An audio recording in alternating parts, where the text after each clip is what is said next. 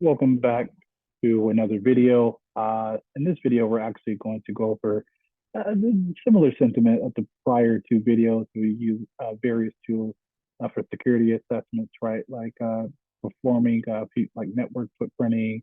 We talked about some print network fingerprinting as well, going over remote target zone transfers and things of that nature.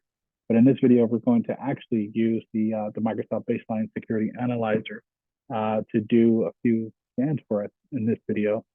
So first, we're just going to start with setting up the baseline security analyzer configuration. So now that we have the security analyzer set up here, just to go over a few things, the configuration specification can take place against a single computer, right, or multiple machines. I'm actually going to scan multiple computers here. But within a domain, right, or a range of IPs, which is what we're doing now. So what I'll be focusing on using an IP range and then focusing on the results of this server, DMO1, after the scan has officially completed, right? So let me actually go back here.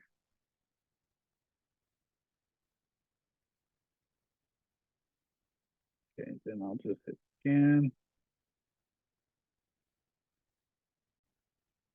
So the scans are completed, and I want to take a look at, how we go through the scanning the IP range. So when working on a live system, we can actually scan for a few problems within the Windows environment. Windows administrative vulnerabilities, weak passwords, SQL administrative vulnerabilities, security updates, so on and so forth, right? So now, but we're going to focus on the results as far as scan on DMO1, even though we have two here, right? So we see it as incomplete, we can rerun it. So the DMO1 looks like there's a severe risk, right? So let's take a look at it. Security updates, we're missing 119. Wow. So, I mean, but the good thing is it generated, at least a scan generated a report file, the sensitive profile directory, right, under this tool, right? So we have a couple of icons here that show us there's an issue, right? As far as red X, well, a white X within a red coloring. So this is where we see the generated report, right? So let's actually take a look at, so let's scroll up here. We'll scroll down rather.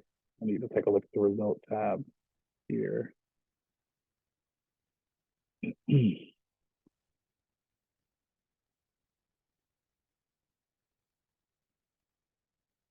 All right, perfect. So in our result tab, it'll tell us a few things, right? And you'll see those results tab for every category: additional system, internet information, blah, blah, blah. So it'll tell us a few things, right? What was scanned, the result details, right? And how to correct it, right? So let's see. There it is.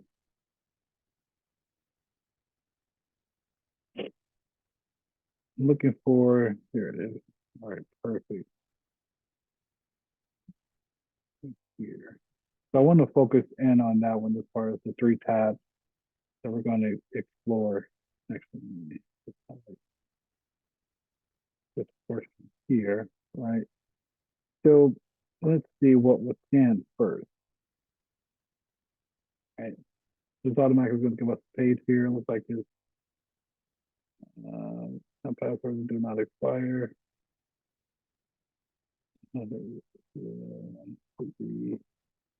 Pretty much just giving us some information about password expiration in the Internet Explorer with the description of the issue, right? So let me actually close this out, see the result details. So now we see information detailing the user accounts with non-expiring passwords, and these accounts will need to be checked up. So actually, let me close this back. All right, and then let's see here. All right, so now it's just telling us the password expiration details, right?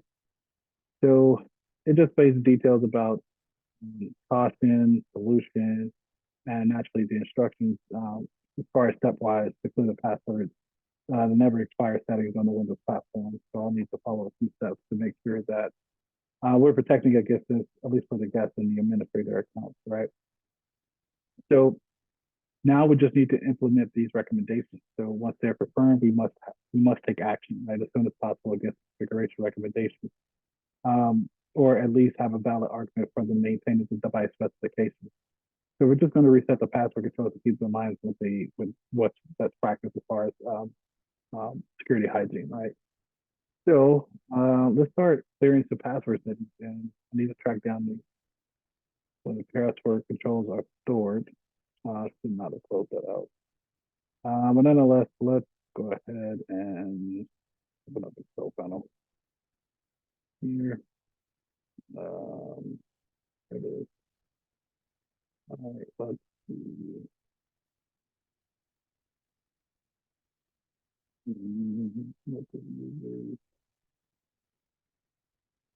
There we go. Perfect. So we've successfully located. So let's actually, let's see.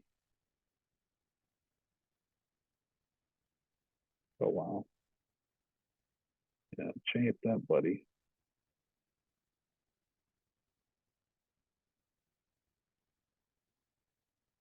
All right, perfect. So now that we've changed that, we've completed the security actions for both the guest and the administrator account. So let's go ahead and close that out. All right, so now we're just going to save the Microsoft Baseline Security Analyzer report. I unfortunately closed it out, so I'll have to run it again. Actually, I do not have to run it again. So I just went to view security reports after I reopened the application because reports are, and I don't know why I forgot this, but reports are a key feature of the audit trail. So here we're just auditing the configuration, a server device, and logging the information for the situation in the future, where accountability is a necessity for tracking changes to the network topology, right? So let's save the report, right? So let's actually go back in here. So let's this report. Of course, we don't have a printer, so we're going to print it to a file naturally, right? So let's apply. So let's print. What should we name it? Simple.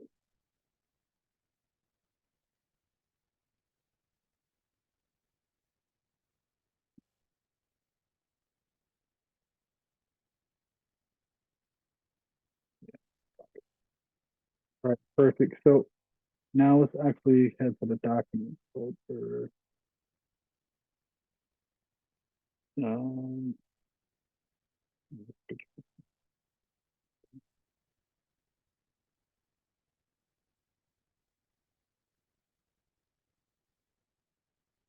all right, so maximize this. So the results file is part of the auditing performed against the Windows machines, right? And typically, it will be kept as a record of actions that have been taken and recognized. So it'll provide like a nice amount of information, right? For example, it'll display like the Windows updates that need to be updated on this particular system, right? So important, critical, missing, things of that nature, all of these things. But nonetheless, we got our report. We can get back to it if we need to.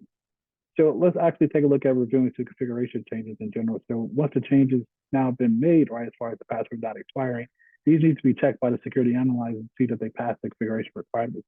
So I have to move through these steps a little bit quicker to complete this. So let's activate the scanner first.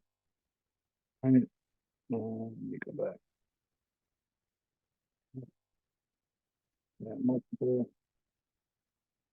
Right, um, yeah. Fine.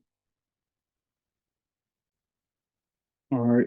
So the scanning has been completed. So now let's take a look at the report, right?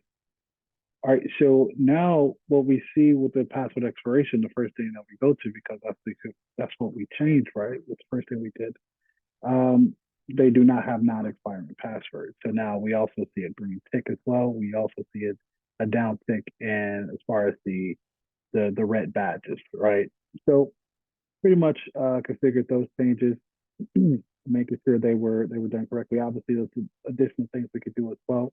But for the purposes of the activity that we're doing, as far as reviewing the configuration changes, I'll leave everything as is, but just a lap, right? And nonetheless, we reached the end of this video. Unfortunately, this was a lot of fun using the MBSA. We did a few things actually. We started using the baseline security analyzer. Don't really remember even knowing this was ever really a tool.